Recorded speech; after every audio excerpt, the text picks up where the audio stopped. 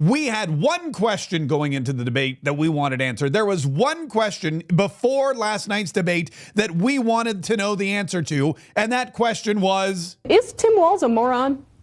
And I think we got our answer. We got our answer to that question. We got it from Tim Walz himself. And I'm a knucklehead at times. And you know what? I think that knucklehead, moron, they're very similar. Is Tim Walz a moron? And I'm a knucklehead at times. Yeah, they're like, well, I would say moron and knucklehead are synonymous with each other. So clearly we got the answer to the question. And the answer is yes, he is a moron, or in his own words, and I'm a knucklehead at times. That was one of the best moments for Tim Walz last night. The most amazing thing, man, I'll tell you what, this VP debate, usually VP debates are like, they're like, well, VP debates to me are, they're like the free mints that they give you at the check. With the check, there's free mints at the check, and you're like, oh, here you go. And you've had a great meal, maybe you've had a great dessert, everything's fantastic. They're like, wait, before you go, here's a mint. And you're like, okay, palate cleanser. But this VP debate was not that at all. This VP debate was historic. It was substantive. It was entertaining. It was engaging. It was informative. It was amazing. And it did a couple things. This VP debate did a couple things that I don't know if people expected it to do, or I don't know if everyone was going into it thinking, hey, this is what I'm going to get out of this debate. But it did two things. Number one, it totally disqualified Tim Walz from serving in any capacity other than the capacity that he's serving in right now, which is governor of Minnesota. If Tim Walz cannot, he just doesn't have the mental capacity. He doesn't have the chutzpah. He doesn't have the ability to serve as anything more than a middle of America governor of a state like Minnesota. He probably doesn't even have the skill to do that. Let's be honest. I've talked to a lot of Minnesotans, and they're not huge fans. But he clearly cannot be vice president of the United States. This man can definitely not be a heartbeat away from the presidency. And I'm a knucklehead at times. Yeah, I mean, and if you get up on stage and you say into a camera, when you know that all of America and all of America's enemies are watching, that you are a knucklehead at times, I feel like you've basically said, please don't vote for me. I'm not going to be an effective leader. Vladimir Putin and Xi Jinping and Kim Jong-un and everybody else around the world who just hates us and wants to see us gone now knows that Kamala Harris's vice presidential pick is a self-proclaimed knucklehead. But like I said, that was the highlight of his performance. There is so much more. There is so much more to Tim Walz, which we'll get to here in just a minute. The moderators were equally bad. Despite what you hear from MSNBC and CNN and a couple of other places, these moderators, Norah O'Donnell and Margaret Brennan, were so bad that, first of all, they weren't supposed to fact check anyone. There weren't supposed to be any fact checks at all. It was supposed to be fact check free, FCF. And that was agreed upon, but they just couldn't help themselves. That's the problem with Democrats. That's the problem with these left-wing lunatics in the mainstream media. They don't realize that as debate moderators, their job is to moderate a debate.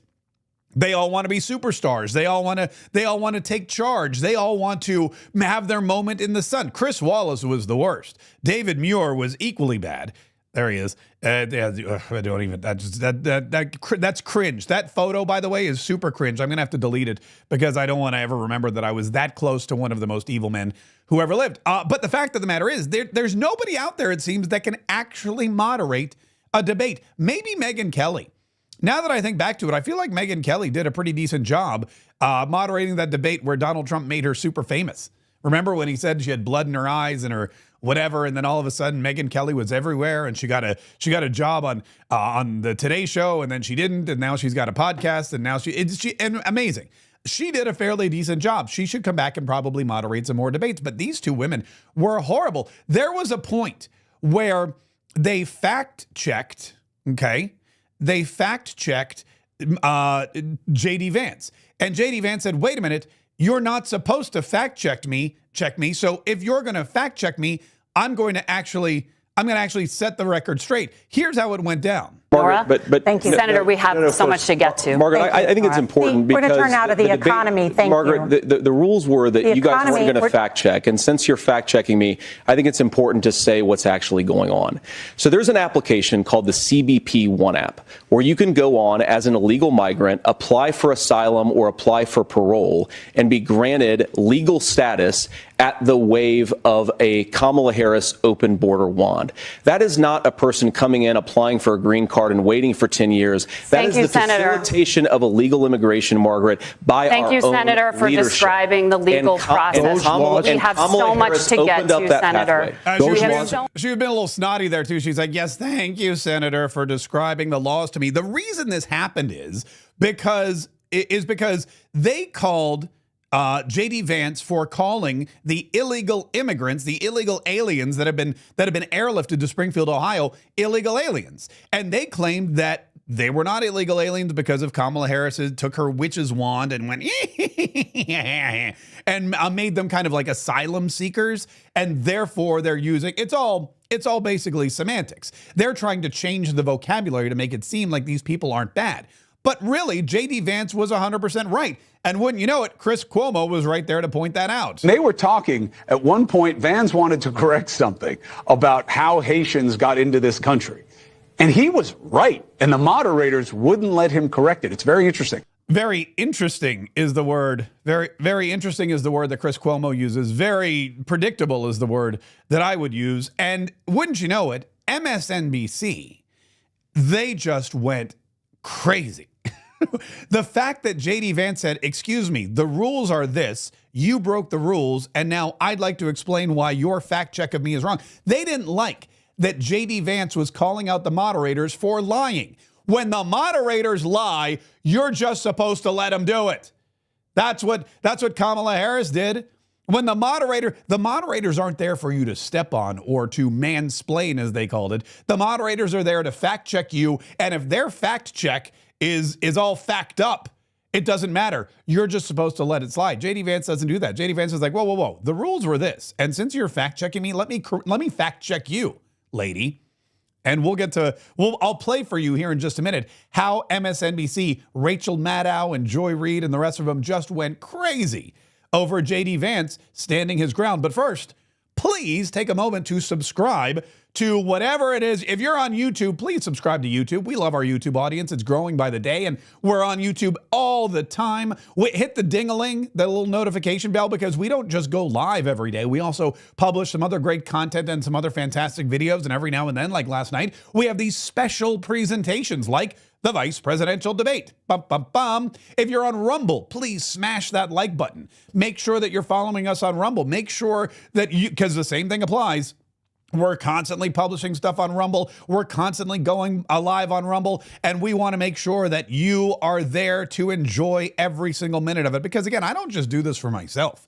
I could just sit around and talk to myself for hours. Sometimes it's weird. It's a weird thing that I have. But I turn on the camera and the lights and the microphone because I want to share all this information with you, and I want to get your feedback as well. So please make sure that you're doing everything you can to get this information as it comes at you. And if you're listening to the podcast, man, we are rocketing up the podcast charts. We are screaming up the iTunes charts. We are just making headway into the Spotify charts, and we're so excited that everyone's coming back every single day. But the easiest thing, again, for you to do is to follow, like, subscribe, get those notifications. And then what happens is the software will just send you the podcast as soon as it's downloaded. You don't need to worry about it. Whenever you want to hear some Mark Kaye, whenever you want some Mark Kaye in your head, whenever you want some of this in your ear, you got it. It's going to be right there for you. So definitely I appreciate you guys all being here today. All right, so here's the deal.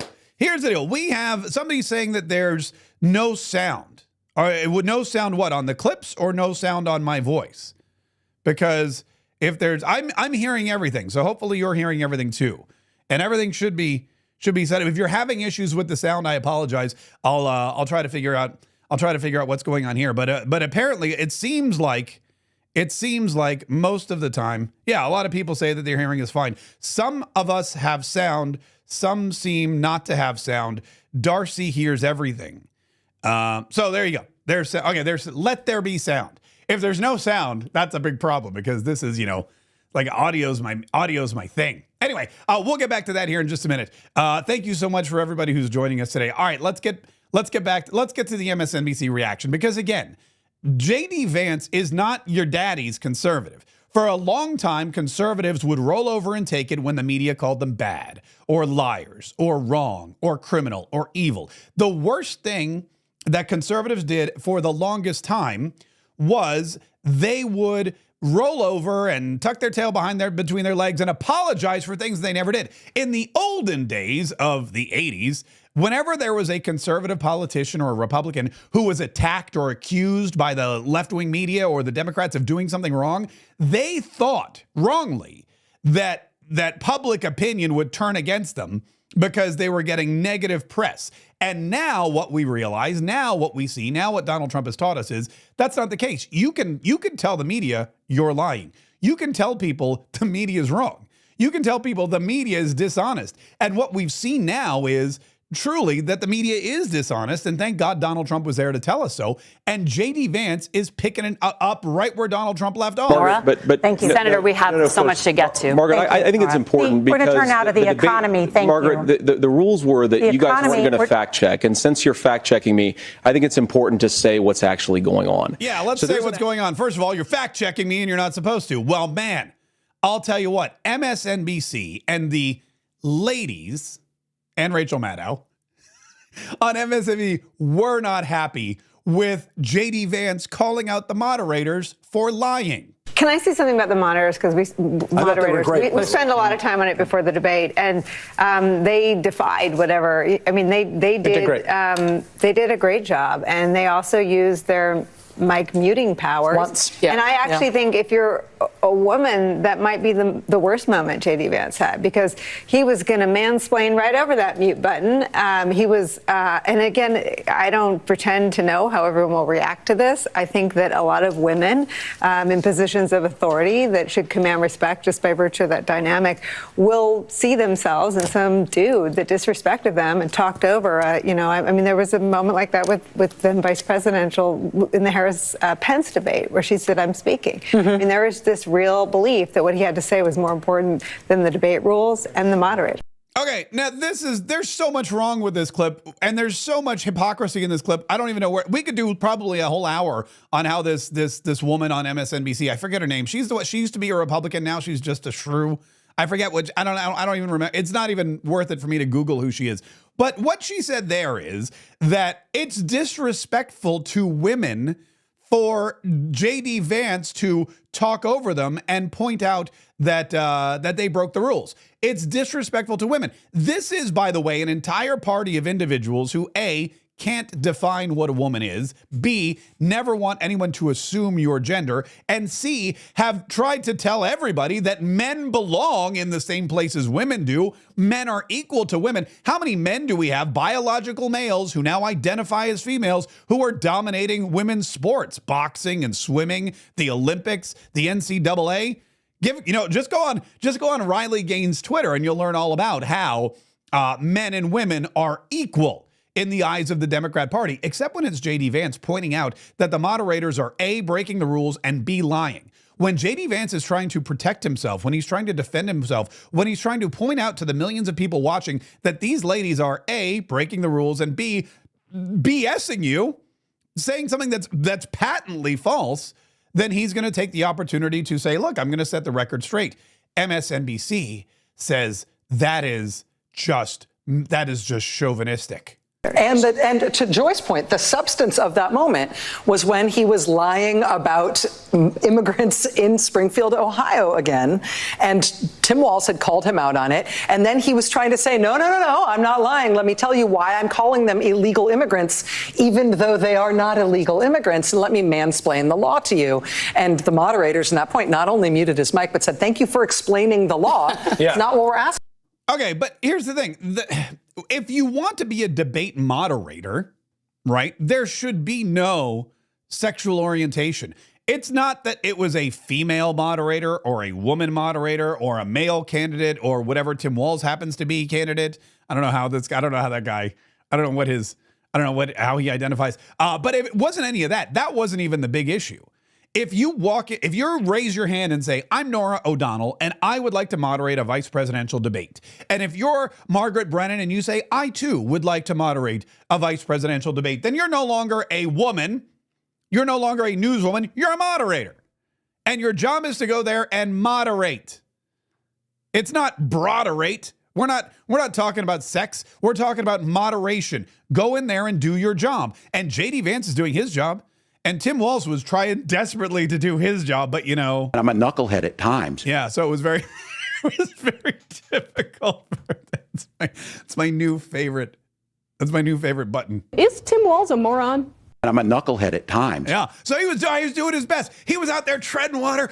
I can keep up. And every now and then his head would go under, and then he'd pop back up and he's like, I think I got it. I think I got it. And that was Tim Walz the entire time. There were segments where Tim Walz would just he would just stare at JD Vance. And I know he was thinking to himself, he goes, how do you do that? How are you so good at that? God, that's so wild. That's so wild. But MSNBC wasn't done. They got angrier and angrier. For this whole party, this Democrat party that believes that sexuality is fluid, that men and women have no differences, that they should be able to compete in the same exact arenas. These people are now annoyed that JD Vance spoke that way to a woman. It's the audacity. I agree with you that we're in year 9 and no one knows how to cover the audacity. Mm-hmm. The audacity is that someone should have said, stop it, stop. Are you effing kidding me? And they should have dropped that F-bomb, right? I mean, they should have just, this is a debate. This may be the only chance people have to see the difference. Okay, so now this crazy shrew lady on MSNBC is saying, you know what the moderators should have done? They should have said, forget it. F this. And they should have actually dropped the F. She wants Norah O'Donnell and Margaret Brennan to lose whatever's left of their credibility by saying, you know what, Senator Vance, F this. That's the audacity. What audacity is she talking about? This is the thing. Again, when all of these people went into the news business, they went into the news business before Donald Trump. And back in the day, back before Donald Trump, back before JD Vance, back before MAGA, back before, all of these new fantastic politicians we have who are patriots, who are not just conservative, but they have backbones. They are combative conservatives. They don't just sit around and take it. They give it back. And those combative conservatives, that's not what these people signed up for. These people signed up to go into the news industry so that they could report on whatever they wanted and push whatever agenda they wanted and bully politicians and threaten politicians. And back in the day, as the cool kids say, I don't know if the cool kids say that at all. They probably people that say that aren't cool. Anyone who says back in the day, probably not cool, but I'm going to say it anyway. Back in the day, all these reporters could do it. They could go and they could threaten a politician or they could report something false about a politician, and the politician would apologize whether they did it or not. But not JD Vance, not Donald Trump, not the new brand of conservative, not Vivek Ramaswamy, not Ron DeSantis, none of these folks. And the media can't handle it, and they're mad. And so they call it audacity. The audacity of these people to try and tell people we're lying when we're lying. Don't they know we're the media? Don't they know we're the press? We have the right to lie. And they just need to sit there and they need to take it. Speaking of lies, Tim Walz, I don't know how this guy got to be the vice presidential nominee. I don't know a lot about Josh Shapiro. I don't know a lot about Mark Kelly, except people tell me he looks like me. He was an astronaut. I don't know about these other people that were Gavin Newsom, supposedly. How is it? I don't understand. How is it that this guy makes it through the vetting process and becomes the pick? Again, I know Josh Shapiro wasn't chosen probably because he's Jewish and they're trying to pander to the pro-Palestinian segment of the Democrat Party. Very difficult to get votes from pro-Palestinian terrorists and organizations and protesters here in the United States when you have a Jewish man as your running mate. They're not going to really be in. They don't like that. It's not their thing. So I understand why Josh Shapiro wasn't chosen, even though Pennsylvania is the swing state that they all need. But they went with Tim Walz. And I guess maybe nobody fact-checked him, nobody interviewed him, nobody decided to do basic background investigation. But this guy lies about so much stuff. And ironically, there were a couple of people, there were a couple moments when the moderators actually called him out on it. One of them was this lie he told about being in Tiananmen Square back in the 80s. In the 80s, there was a big protest in Tiananmen Square, which was weird because in China, you're not supposed to protest. And they brought in the tanks. And there's that one famous photo of the guy with his grocery bag standing in front of the tank, and the tank can't drive over him because, I mean, I don't know. I'm shocked. We were all shocked that it didn't happen. But that was caught. I think that won the Pulitzer for photography that year. Anyway, it was a big deal. And Tim Walz has repeatedly claimed that he was there. But guess what? He wasn't. He wasn't there, just like he was never in battle, just like he never went into combat with a weapon of war with the troops, just like all that stuff, just like he was never a football coach. He was an assistant football coach, but they called him out on it. Listen to what he said. You said you were in Hong Kong during the deadly Tiananmen Square protests in the spring of 1989. But Minnesota Public Radio and other media outlets are reporting that you actually didn't travel to Asia until August of that year. Can you explain that discrepancy? Yeah, well, and to the folks out there who didn't get at the top of this, look, I grew up in small rural Nebraska, town of 400, town that you rode your bike with your buddies till the streetlights come on, and I'm proud of that service. Okay, did you hear what he said there? He said, she asked about how you lied about being in Tiananmen Square. He goes, well, I grew up in a small town in Nebraska, 400 people, the kind of town where you rode your bikes around as a kid with your buddies until the streetlights came on. And I'm proud of that service. What? You're proud of that service? Was riding your bike around as a kid until the streetlights came on? Was that service? If that was service, man, I'm a 5-star general. Everyone salute me right now because I served my country by peddling my BMX bike around town, my mongoose with the foot pegs so my friend could ride on the front. Man, I rode that mongoose all day long. And then when the streetlights came on, I rode it some more. But then, we started to go home and I served my country. This guy I mean, he said it. He's a knucklehead. In fact, the next clip is when he actually used the phrase, the now famous phrase, knucklehead. And I'm a knucklehead at times. Yeah. And here's the actual clip. Look, I will be the first to tell you, I have poured my heart into my community. I've tried to do the best I can, but I've not been perfect. And I'm a knucklehead at times, but it's always been about that. Those same people elected me to Congress for 12 years. And in Congress, I was one of the most bipartisan people, working on things like farm bills that we got done, working on veterans benefits. And then the people of Minnesota were able to elect me to governor twice. So look, my commitment has been from the beginning to make sure that I'm there for the people, to make sure that I get this right. I will say more than anything, many times I will talk a lot. I will get caught up in the rhetoric. But being there, the impact it made, the difference it made in my life, I learned a lot about China. By the way, you have to watch JD Vance. JD Vance's face. I love the split screen. I don't know if anybody saw it, but I'll show you the meme of Jim from The Office and Kevin from The Office and the chili. That sums up the debate perfectly. But look at JD Vance's face. Well, I mean, he's just digging. Tim Walz has a shovel and he's digging a hole and he refuses to get out of it. And JD Vance is watching him and he's just going, man, what are you doing? Do you even know what you're saying? Hear the critiques of this. I would make the case that Donald Trump should have come on one of those trips with us. I guarantee you he wouldn't be praising Xi Jinping about COVID. And I guarantee you he wouldn't start a trade war that he ends up losing. So this is about trying to understand the world. It's about trying to do the best you can for your community. And then it's putting yourself out there and letting your folks understand what it is. My commitment, whether it be through teaching, which I was good at, or whether it was being a good soldier or was being a good member of Congress, those are the things that I think are the values that people care about. Okay, now, I don't know if he should have mentioned the good soldier thing. If he loved teaching so much, maybe he could still get his job back after this because he's going to need something to do. But the really interesting thing about this is that he didn't answer the question. And I wasn't expecting him to answer the question. I wasn't expecting him to say, I lied. That would have been the simple answer. You know what? I lied. His answer was, you know what? I grew up in a small Nebraska town and I've passed farm bills and I rode around on my bike. That was the answer. And typically you would think that a Democrat moderator would leave it alone. You know who would leave that alone? David Muir. David Muir would have been like, thank you, Governor. And he would have moved back. Thank you, Governor. Senator Vance, why are you such a horrible person? That's what David Muir would have done. But Margaret Brennan, for whatever reason, asked him to answer the question and kind of hung the dude out to dry. Governor, just to follow up on that, the question was, can you explain the discrepancy? All I said on this was I got there that summer and misspoke on this. So I will just, that's what I've said. So I was in Hong Kong and China during the democracy protests went in. And from that, I learned a lot of what needed to be in governance. What?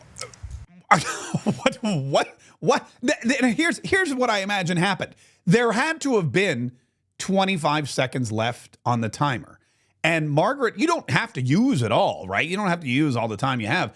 And Margaret Brennan is like, dude's got 25 seconds left. I'm going to ask him the question, and then I'm going to sit there silently until the timer is done.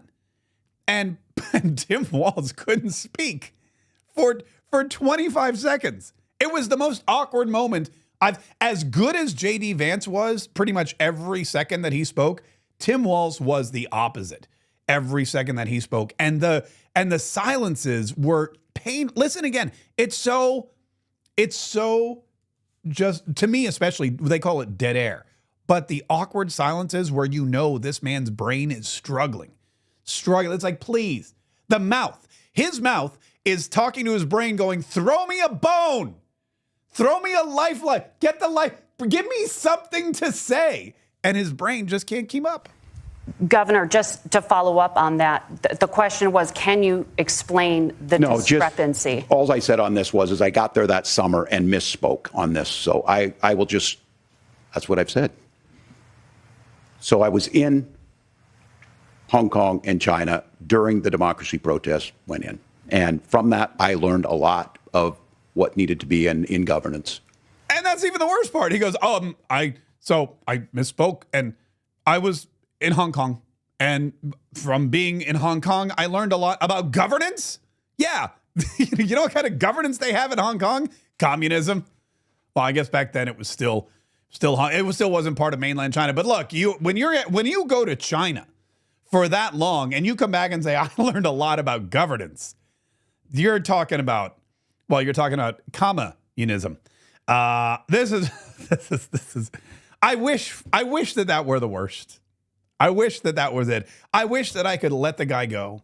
I wish that I could just stop and just give him a breather. Just say, okay, we've tormented you enough, Tim Walz. I wish I could stop at this moment and say, Tim Walz, you served your best. You failed miserably. It's time for you're done. We relieve you of your duties. I'm not going to go in it, but I can't, because that wasn't even the worst.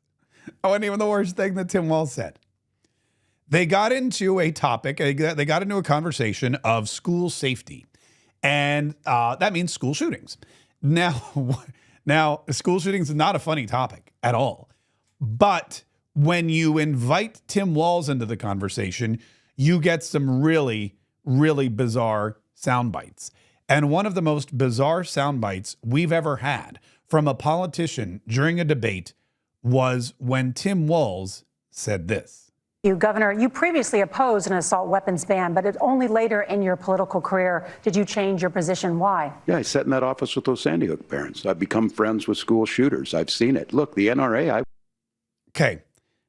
This was the moment that broke the internet. This was the moment when Democrats were scrambling. This was the moment when Kamala Harris and her campaign were looking through the bylaws to see what's the rule about changing vice presidential running mates with 30 days left in the election. What are the odds that we can still win if we kick this guy to the curb and pick somebody else like Mark Kelly? How do we go about finding an alternative? Because I think we messed up. I'm pretty sure. He said, in case you missed it, I've become friends with school shooters. I've become friends with school shooters. Why did you used to be against an assault weapons ban, now you're for an assault weapons ban. Why is that? And he said, well, I sat with the Sandy Hook families and I've become friends with school shooters. I've become friends with school shooters. I'm not really sure if that's accurate. In fact, I'm probably sure that that's not true, which means again, it's a lie. Maybe he just misspoke again because, I'm a knucklehead at times. Maybe that was one of those times. Maybe that was one of those times. Is Tim Walz a moron? Yeah, the answer is yes. So I've become friends with school shooters. He's a moron. He's a knucklehead. And oh, by the way, he's friends with school shooters. That was instantly memed and shared by everybody. Everybody I know shared some form of meme about Tim Walz being friends with school shooters, including Donald Trump. I don't know who made the meme so quickly. Somebody did. But Donald Trump had it up on his Truth Social ASAP. I became friends with school shooters. Tim Walz. Then he had another meme with JD Vance, and it said, not friends with school shooters. If you go in there this morning, there's all kinds of there's the Friends logo, but instead of Joey and Rachel and Phoebe and the rest of them, it's Tim Walz and a bunch of school shooters. This is, again, the moment that, there were a lot of them, but this is the moment that sunk Tim Walz. He felt so bad about this. He was so distraught. He was so depressed that you know what he needed to do after the debate? Immediately after the debate, he was like, I need some comfort food. I need some pizza. So Tim Walz, I kid you not, immediately after the debate, grabbed Gwen and went out for pizza. Can you clarify what you meant when you said you'd befriended school shooters? Oh, but he couldn't escape it. All the guy wants is some pizza. Oh, that one looks good. Yeah, pepperoni sausage, pepperoni bacon, pepperoni mojo, let's do sausage. Yeah, thanks. Well, by the way, I'm not surprised that Tim Walz said, let's do sausage. No. Given the choices, what is Tim Walz like on his pizza? Probably sausage. Who ordered the 12-inch sausage? Oh, that would be Tim over there. Okay. So anyway, but the guy goes, he's like, okay, I got to go get some pizza. I'm starving. I just said something really ridiculous. I'm probably going to get fired from all my jobs. Can I go get some pizza? And he can't even escape. He can't even escape his own stupidity at the pizza parlor. Can you clarify what you meant when you said you befriended school shooters? I mean, what person would ever think in their lives that as a reporter, whether a journalist or a citizen reporter, whatever, what person would ever think at one point in my life, I'm going to have to ask a vice presidential candidate to clarify what they meant by, I've become friends with school shooters. So I've become friends with school shooters. I'm sorry. Could you clarify that for me? What do you mean by friends? Like you hang out? Slumber parties? You text each other? Like what are we talking about? How friendly are you? Can you borrow sugar from each other? Like a couple bullets? What is it? It's a bad scene for the Democrat Party. It's a bad scene for Kamala Harris. It was a bad scene for Tim Walz. It was a bad scene for the news networks who had to try to figure out a way to spin all of this and really couldn't figure out a way to spin any of it. CNN couldn't even decide how they were going to spin this. They were arguing amongst each other about whether it was a lack of preparation or too much preparation. I think there was a clear lack of preparation and execution here on Walz's part. I think actually it's the opposite. I think he had too much preparation. Maybe, yeah. He had so many lines that he was clearly trying to say that he didn't listen and said when JD Vance said one of the many things he really hit Kamala Harris on, not Tim Walz, but Kamala Harris, he didn't respond because he clearly had things in his mind. I think the lack of interviews that he has done with national media, with local media, it showed. He needed more reps. Oh, he needed more reps. Dana Bash throwing him under the bus. Dana Bash is so annoyed, by the way, that Kamala Harris and Tim Walz have ducked out of every opportunity. Dana Bash has tried to get them on their show. She tried to get an interview with them. She finally nailed down the interview with Kamala and Tim Walz at that dark coffee house in where were they, in Georgia? South Carolina, one of those. But she wanted more interviews. She's like, look, this is what they get. And she's throwing him under the bus. She's saying, you had your chance. You could have been out there on the Sunday shows. You could have been out there on the Saturday shows. You could have been out there doing interviews. You could have been doing the work. You could have been doing what JD Vance. See how JD Vance did? JD Vance is out there talking every day. He's taking questions. He's fielding questions from reporters. He's doing press conferences. He's practicing. He's getting the reps in. Dana Bash says he needed more reps. It's his own fault for ducking the media. And she's probably right. She's probably right. Because that they were damned if they did, damned if they didn't with this Tim Walz guy. They realized probably immediately that they'd made a bad move. And they said, we can't put him out there. We can't have him talk about his stolen valor. We can't have him lie about China. We can't have him field all these questions. People are just we're going to look like idiots. And let's just hide him. That's what we do with Kamala. And it seems to be working pretty well. But now there's a debate and this guy comes out and he's totally unprepared. And CNN throwing him under the bus saying he should have talked to us more. Done the rep. He's a coach, by the way. He knows it's all about practice. He's a coach, by the way. He knows it's all about how many reps you put in, and the team that throws the most passes and runs the most drills and practices the hardest and comes up with the best game plan and tries and experiments and fails and tries and experiments and fails. He knows that that team is the one that's going to win. And he didn't do that. He sat on the sidelines for months, walked up there thinking he was going to win the Super Bowl, and instead he got demolished by one of the best vice presidential debaters we've ever seen in JD Vance. Scott Jennings from CNN had a field day with Tim Walz. The answer on why he lied about his trips to China and the Tiananmen Square thing was probably the worst VP debate meltdown since Stockdale in '92. You know, who am I and why am I here? It was 2.5 minutes of absolute terrible. For Vance, night of redemption. All the political media has told us that Vance was a terrible pick and Walz was going to bring in all these voters. That charade is now over. Walz does not belong at this level of American politics. Vance does. Final verdict, Tim Walz wandered into the wrong bar tonight. Oh, he got wandered into the wrong bar and he was thrown out on his keister. It was all about JD Vance. This was a great night for JD Vance.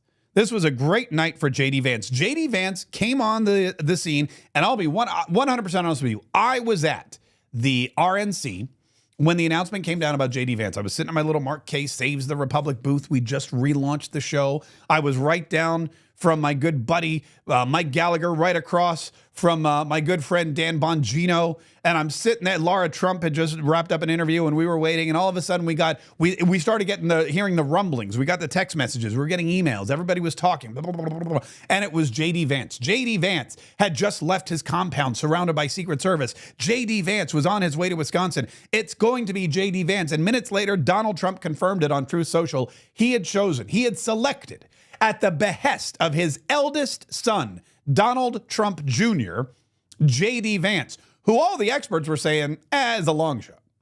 All the experts were saying, JD Vance, that's not your guy. JD Vance had all these negative things to say about Donald Trump. JD Vance was not a Trump supporter. JD Vance is a young guy. He's like a first-term senator.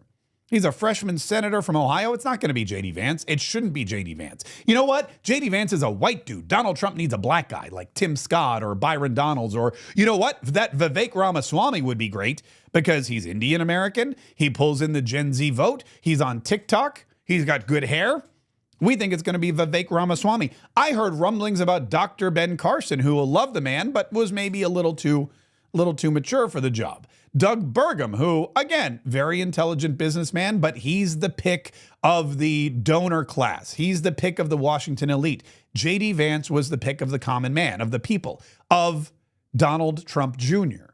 And people started to complain almost immediately. Then we got all of the childless cat lady comments. Then we got all of he called Donald Trump America's Hitler. He said Donald Trump wasn't fit for office. He said all these things. And you know what happened? People started to believe it, not just on the left, but on the right.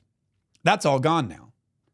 That is all gone. JD Vance yesterday became the second in command of the MAGA movement. JD Vance became the second in command of conservatism. America First is led by Donald Trump and JD Vance. And we all saw it. We saw that he is intelligent enough. We saw that he is knowledgeable enough. We saw that he is capable enough to be not just Vice President of the United States, but God forbid the need ever arise, President of the United States. And he could do it right now. He knows every issue inside and out. He knows what America needs. He knows what our threats are. He knows what Kamala Harris and Joe Biden have done wrong. He knows how to fix it. He's man enough to stand up to the media. He's man enough to stand up to our enemies. He's man enough to take Donald Trump's agenda and execute it should the need arise, which hopefully it won't. And what really annoys the media, what really upsets these people, What they're really scared of is not just that JD Vance beat Tim Walz, but that JD Vance showed that at 40 years of age, MAGA isn't going anywhere. Donald Trump is not going anywhere. Donald Trump may have 4 more years, but in 2028, 44-year-old JD Vance will be more than capable of taking over. What they thought was going to end with Donald Trump, they realize will continue because of JD Vance, because of Vivek Ramaswamy, because of Donald Trump Jr., because of a myriad of Byron Donalds, because of Corey Mills, Greg Steube. There's a myriad of others who are ready, willing, and able to pick up the mantle and take the fight to the Democrats and save this country. And there were a couple the big moment when they realized this, the big moment when when a lot of people realized this, was one answer, which was not just one of the best answers ever given in a vice presidential debate, but one of the best answers ever given in any debate ever. Honestly, Tim, I think you got a tough job here because you've got to play whack-a-mole. You've got to pretend that Donald Trump didn't deliver rising take-home pay, which of course he did. You've got to pretend that Donald Trump didn't deliver lower inflation, which of course he did. And then you simultaneously got to defend Kamala Harris's atrocious economic record, which has made gas, groceries, and housing unaffordable for American citizens. I was raised by a woman who would sometimes go into medical debt so that she could put food on the table in our household. I know what it's like to not be able to afford the things that you need to afford. We can do so much better. To all of you watching, we can get back to an America that's affordable again. We just got to get back to common sense economic principles. In one fell swoop, he was apologetic and he was sympathetic to Tim Walz, and he was also very, very insulting, degrading, and diminishing to Tim Walz. You know what, Tim? I feel bad for you. You've got a tough job. You're out there playing whack-a-mole with these horrible policies. You've got to come out here and you know what? You've got to pretend that Donald Trump wasn't great for the economy, that Donald Trump didn't raise take-home pay, that Donald Trump didn't lower prices. You've got to come out here and pretend that you're an intelligent guy, Tim. Sort of. And I'm a knucklehead at times. Yeah, but overall, you're an intelligent guy. You know the truth. And yet you've got to come out here and lie like you're playing whack-a-mole. Oh, there's some truth. Let me knock that truth down. Truth. Oh, let's get rid of the truth. That's Tim Walz's cross that he has to bear. And he knows it. And you can see it. You can see it on his face. You can hear it in his voice. You can see how nervous he is to get out there and try to make this unmakeable case to the American people that he and Kamala Harris are the best people to lead, that he and Kamala Harris are the future and not the present, that he and Kamala Harris have all the answers, but for whatever reason, Kamala Harris has kept them under her or kept them in her pocket, kept them close to them. She hasn't disclosed. She knows how to fix the economy. She knows how to make our schools safer. She knows how to fix the border. She knows all this stuff. She's not going to do it yet, though. She's going to wait a couple more months. And Tim Walz is going to be right there to help her because Tim Walz brings a lot to the table. All that governance he learned in China. Oh, and all those school shooters he's buddy with. So I've become friends with school shooters. I mean, they might come in handy if we ever get invaded by China, which, let's be honest, would probably happen. With Tim Walz as president. CNN was, like I said, Scott Jennings, he was so thrilled with JD Vance. It's pretty clear Vance outclassed Walz tonight. I mean, I was watching this and all I could think of was, man, Walz is so in over his head. I mean, can you imagine this guy sitting in the White House Situation Room with that facial expression that's like 50% sheer terror and 50% extreme bafflement? I mean, it was amazing, the split screen difference between a confident Vance and a totally in over his head Walz. I'll tell you, the way I described it to somebody was, it was like watching a ninja fight a drunken panda, which I would love to watch, by the way. A drunken pandas are they're ridiculous without alcohol. I can only imagine a drunken panda would be even worse. But if you take a ninja and you tell them to go out and kill a drunken panda, that's exactly what we watched last night. And it was so much fun to watch. Now, the media is going to tell you that Tim Walz won this debate. The media, in fact, Rachel Maddow is already trying to tell everybody Tim Walz won this debate. And the reason the media is trying to tell you that Tim Walz won this debate is because of the question about January 6th. There were two questions, actually, that the media likes to hang their hat on, and they both came near the end. One of the questions, well, actually, that's not true. One of them came at the beginning, and the other came at the end. What the moderators tried to do, and this was by design. They wanted to help Tim Walz badly. They wanted to do everything they could for this guy. At one point, they picked out things that JD Vance had said, and they told Tim Walz, hey, you know what? Did you want to respond to these two things specifically that he just said about your candidate that maybe you should respond to? They had the script. They knew what he was supposed to say. And when he didn't say it, they tried their best to push him back on track and say, this is when you're going to say these things that we practiced beforehand. So they bookended it. They started with a question on climate change, and they ended with a question about January 6th. Now, the media today is taking both of these answers that Tim Walz gave and running with them. The Kamala Harris campaign, I hear, is running ads with his answers to these questions. But the fact of the matter is, when you look at what Americans care about, this is the survey of U.S. adults conducted in January of this year. This is the latest information we have. Americans' top policy priority this year, strengthening the economy, but like 73%, okay? Defending against terrorism, that's a big one. Reducing influence of money in politics, okay. Reducing healthcare costs, improving education, making Social Security financially sound, reducing crime, dealing with immigration. I would imagine that now immigration's much higher. Reducing availability of illegal drugs. You know what's not on here anywhere? Oh, wait, there it is. Climate change. Third from the bottom. Right after addressing issues around race and dealing with global trade. So really, there's like 1, 2, 3, 4, there's like 20 issues that are more important to people than climate change. You know what's not on here at all? January 6th. Let's see. Is there peaceful transfer of power? Let's see what are reducing crime, no reducing budget, improving the way the political system works. Maybe that's it. But I don't see anything here. I don't see anything here about January 6th. I don't see anyone here afraid that there won't be a peaceful transfer of power after the next election, but that's what they want you to think. And that's what they tried to spoon feed Tim Walz with at the end of this debate. JD Vance had a great answer to this. By the way, he said, look, Donald Trump is not the threat to democracy. Donald Trump is not going to end our republic. This idea that you guys have where the peaceful transfer of power doesn't exist, where Donald Trump somehow incited an insurrection, this bogus claim.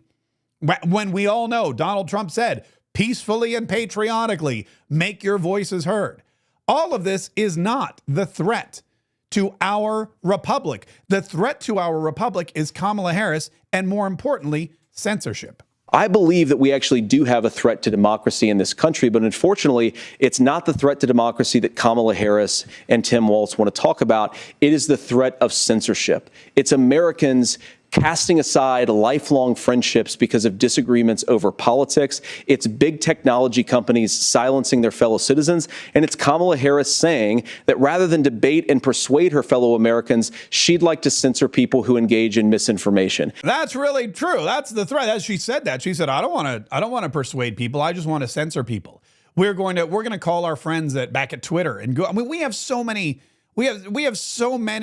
pieces and documentation of communications between the Joe Biden campaign, the Kamala Harris campaign, the Joe Biden White House, the Kamala Harris White House, and all of these social media companies where they were strong-arming them. First, they would ask, hey, can you take this down? Hey, can you block this user? Hey, can you shadow ban this account? Hey, can you delete this entire thread? And if they didn't comply, then they would come back and they would blackmail them.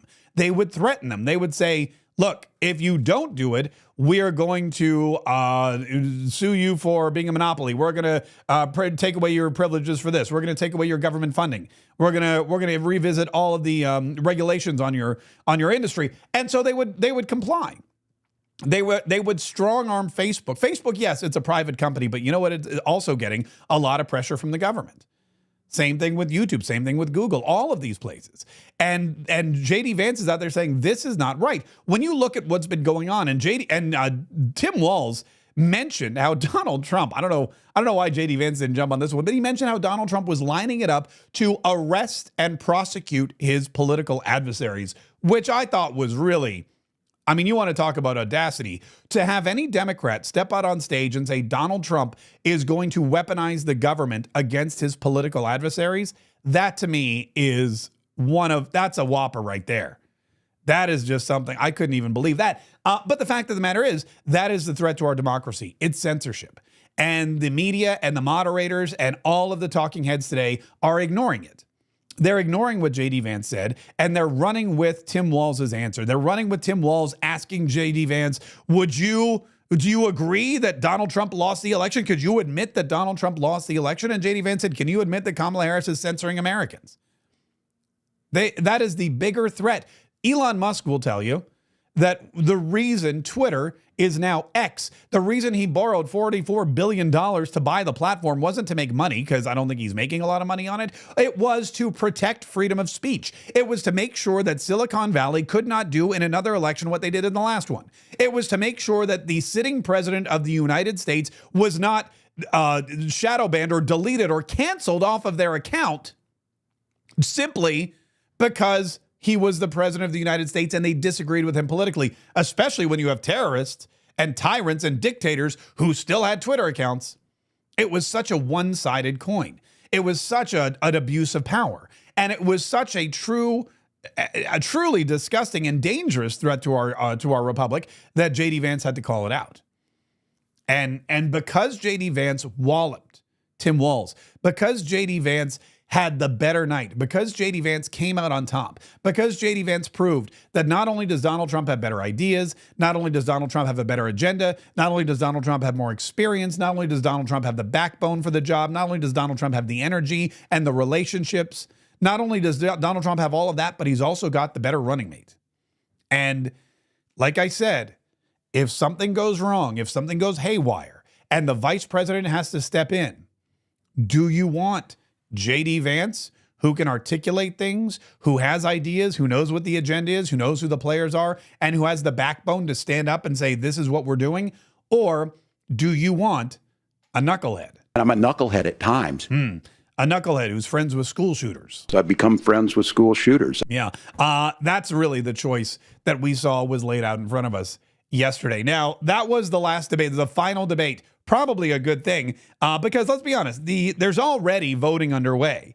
And I wanted to share this one last tweet with you because I thought it was kind of poignant. There's already voting underway. And whenever there's voting underway, there's, of course, voter suppression underway. This was a tweet earlier today from the Pennsylvania Department of State. Get this. Due to the humidity, much of PA is currently experiencing, some voters are finding that their mail-in ballots have the return envelope already sealed. Interesting. If you receive a sealed secrecy or return envelope, please contact your county election office for their recommended next steps. Find your county contact info here. So, the Pennsylvania Department of State is now reporting that some voters, because of the humidity, have found the return envelope inside of their envelope has been sealed shut. How humid is it there? How humid is it in Pennsylvania? Because I'll be honest with you, I live in the humidity capital of the world. I live in a tropical, I don't know if I'd say paradise, but I live in a tropical climate. Florida is about as humid as it gets. You walk out the door and you're hit with a wall of moisture, sweat. I'm sweating constantly. I sweat in the shower. I sweat in the pool. It is hot and it is steamy and it rains all the time. And the humidity is about as thick as Tim Walz's head, which is, oh wait, hold on. I gotta go back here. And I'm a knucklehead at times. Yeah. But in Pennsylvania, they want everybody to believe that if you get your secrecy return envelope and it's sealed already, it's due to the humidity. I would like some reporter, and it's not going to happen, but I would like some reporter, some non-biased reporter, some reporter who really just wants to dig in and find out what the truth is. I would like some reporter to go in and investigate and see if these sealed secrecy envelopes in Pennsylvania that are being sealed by the intense humidity that Pennsylvania is currently experiencing, are those ballots Republican ballots or are they Democrat ballots? Are those mail-in ballots that are going to Republican households, registered Republicans, or are they ballots going to Democrats? Or is it a mixture of both? If it's a mixture of both, fine. Maybe I'll buy the humidity angle. But if it's biased toward one side or the other, I think that those things were pre-licked. I think that somebody was like, oh yeah, I'm going to lick this. I'm going to seal it up, and you're not going to be able to return your ballot. Or if you try to unseal it and stick your ballot in there, this is already what we're seeing. And we're not even, we're 30 days away. This is already what we're seeing. Due to the humidity, much of Pennsylvania is currently experiencing. Some voters are finding that their mail-in ballots have the return envelope already sealed. That is something I've never really experienced that ever. I get letters all the time, and you know what they want? They want like send a check or make a donation, and there's envelopes in there. And I never actually have had that happen. And I live in a much more humid climate. So if anyone's in Pennsylvania and you're getting your ballot and it's already, the secrecy envelope's already sealed, let me know. Oh, also let me know, because we've been thinking about doing an election night party here in Florida. And we had a couple places we've been reaching out to. A couple people were like, I'm not interested. A couple people were like, let me check on it. But I think, it's a big night. And getting together on election night, doing a live broadcast at a venue where people can come and hang out and drink and eat, and we can just have a lot of fun. I have a big, red, white, and blue jacket I like to wear. But we did this in 2016. We didn't do it in 2020 because of COVID. But we did it in 2016, and it was amazing. And I'm thinking of coming back this year with an election night party, a live broadcast out on the town in some kind of bar or restaurant or venue or some fun area where we can go and just throw down and have a good time and celebrate, hopefully celebrate, knock on wood, hopefully celebrate another Donald Trump victory, or God forbid the other way, we could just commiserate together in our drink. So if you have any ideas about that, if that's something you'd be interested in, let me know in the comments. Comment, yes, I would totally do that, or absolutely I would, or you should go to this particular place, or come to that particular place, or I know the perfect place, and then let me know what it is. And we'll go through all the comments. We'll go through we'll see we'll have the moderators collect a couple of ideas, and then we'll reach out to those places. But I think it would be a lot of fun, because yes, you could sit at home on election night and watch the returns come in, but why not make it a party? It's a Tuesday. Probably you don't have any plans. Probably there's not a lot going on in your town on some random Tuesday in November, but I think that's something that we may have to look into. Also, I would like to remind you at this juncture that if you have not yet purchased your copy of Cancel Proof, I don't know what you're waiting for. Because I woke up this morning and overnight, I don't know if people were watching the election broadcast yesterday, but overnight, so many people jumped. They woke up and they had Cancel Proof, and they were already reading it. My proven social media strategy for conservatives to thrive online. If you're a conservative and you're online, you're going to love this book. It tells the tales and the trials and the tribulations of conservatives who have been shadow banned and canceled and have been doxxed and removed and deleted. People like me, others out there, business people who find their lives just turned upside down by social media censorship. And then, of course, it shares the tactics and the ideas and some of the strategies on how to come back. And as part of the pre-launch offer, like I said, this is not a forever offer. This is happening right now.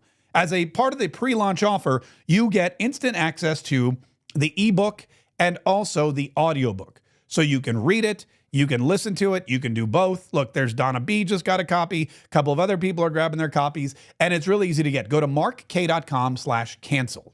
Mark K, M-A-R-K, KAYE.com/cancel. If you order today, again, two things will happen. Number one, you're going to get 2 books for the price of one, the ebook and the audiobook. And number 2, you're going to get it today.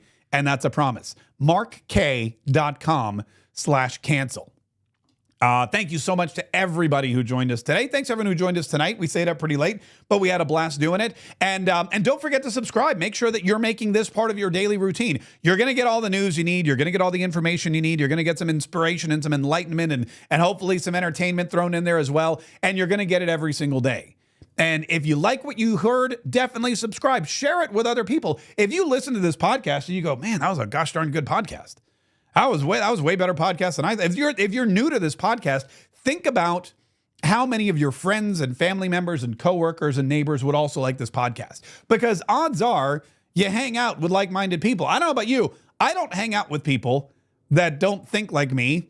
Okay, fun fact. They don't like hanging out with me. I don't know why. So all the people I know are like-minded. And if I heard something or I see, you see that meme that really funny meme. You're like, oh my God, the guys are going to love this, or oh, my mom's group is going to think this is amazing.